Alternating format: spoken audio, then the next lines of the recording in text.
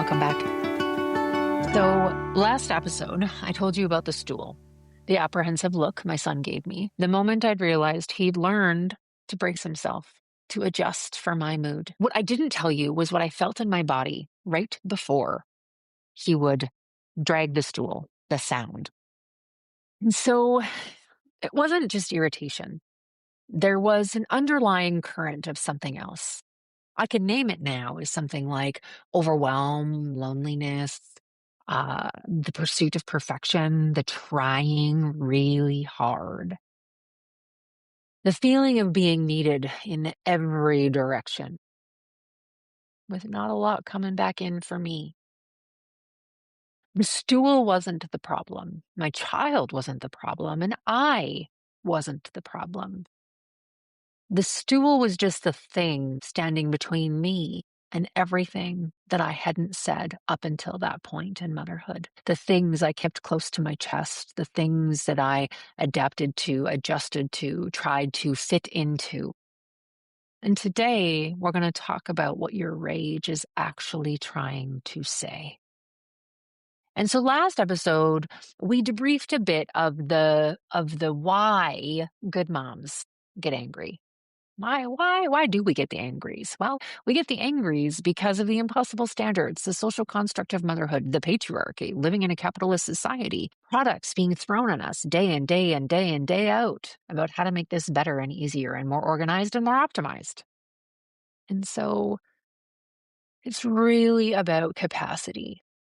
And today we're going to go one layer deeper into that. And so in my work as a counselor, I've sat with so many moms in a lot of pain. And almost always, I'm not kidding you guys, almost always what's underneath the rage is something else. It's not what we think it is. Something that hasn't been said, something that hasn't been heard, something that we live with, a trauma, a situation, an experience, a narrative, a core belief about ourselves. Anger is almost never about the thing that triggered it. The moment your kid won't brush their teeth, the stool scraping across the floor, the morning battle, the bedtime battle. Anger is what happens when our needs go unmet long enough. Now, I want to pause here and actually tell you the definition of anger. It is, hang on, AI is telling me something and I don't want it to tell me. I want the actual dictionary definition. So it is a strong feeling of displeasure.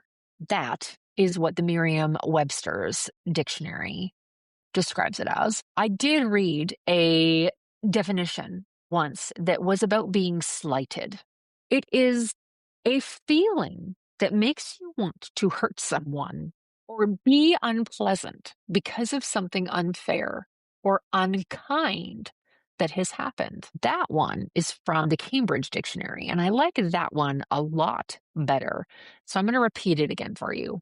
A strong feeling that makes you want to hurt someone or be unpleasant because of something unfair or unkind. And so I want to just take a pause there for a minute. Does your anger make sense in that definition? Yes. Does it capture the feeling you're feeling?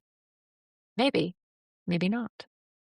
There's a lot in Brené Brown's work and the Atlas of the Heart that she wrote that is about defining feelings, defining what they are, because when we label them appropriately, we can respond to them appropriately. And so in my work, I define anger as what happens when our needs go unmet, which means we feel like hurting someone else, hurting ourselves, because the whole situation just feels unfair. It's unfair that our needs have gone unmet this long. And so when we think about it this way, I want you to imagine you're trying to tell someone something important and they keep interrupting you. Maybe they even change the subject. They look at their phone. Eventually, you stop being calm about it. You raise your voice, you get short, you snap, you leave, you walk away.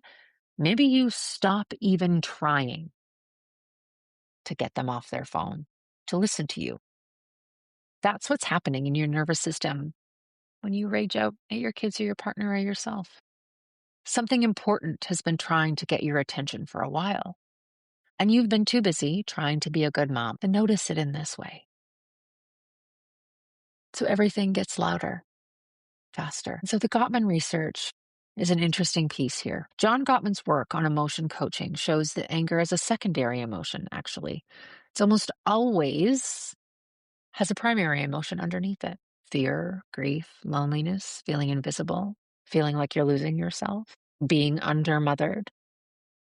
So when you explode over socks on the floor or the toothpaste, what's the primary emotion underneath that?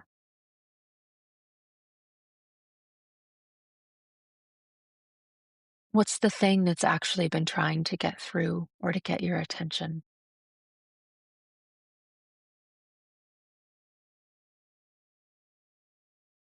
So when I went to therapy around this time of the stool, I think even maybe a bit before that, I was not great at managing my own anger or expressing my needs.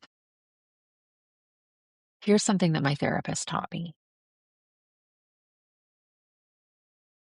Your nervous system doesn't know the difference between a real threat and a perceived one. So when you've been running on empty for days, weeks, sometimes years, your threat response is like a hair trigger. Things that would barely register on a full tank sends you into flight mode when you're depleted. This is biology. Okay, this is what kept our ancestors alive, kept cavemen alive. The stool sound on its own, on a day when I've slept well, I've eaten well, I'm well hydrated, I've taken a walk, I've had social contact, I've laughed, probably wouldn't have gotten to me so deeply.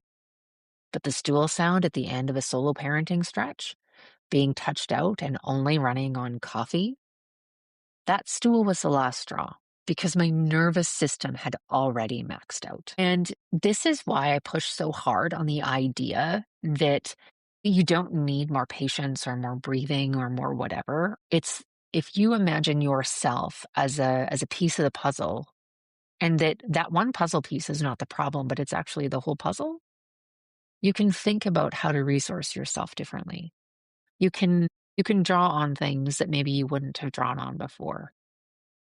And so when you start to notice what depletes you faster, what fills you up, what to do in the moment when you are seeing black and the stool is scraping across the floor, you might know how to respond to that. But you might also even go one step further and understand what you might need to do to prevent it altogether, which is, I don't mean 100% of the time that you can prevent it. But I mean, like, you have taken care of yourself or you've taken the steps to understand what does move you from redlining.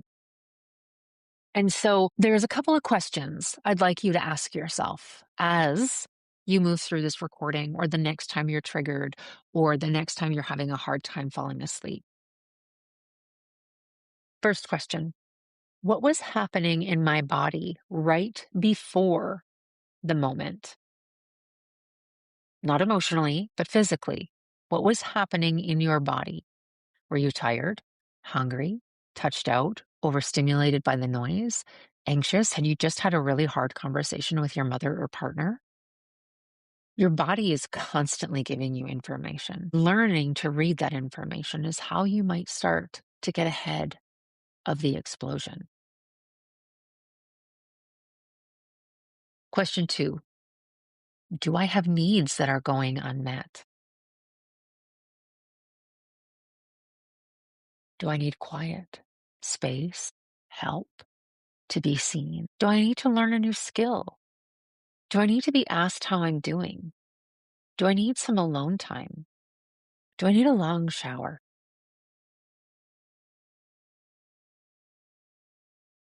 Question three: I was honest with myself and I could let the anger speak. What would it say to me?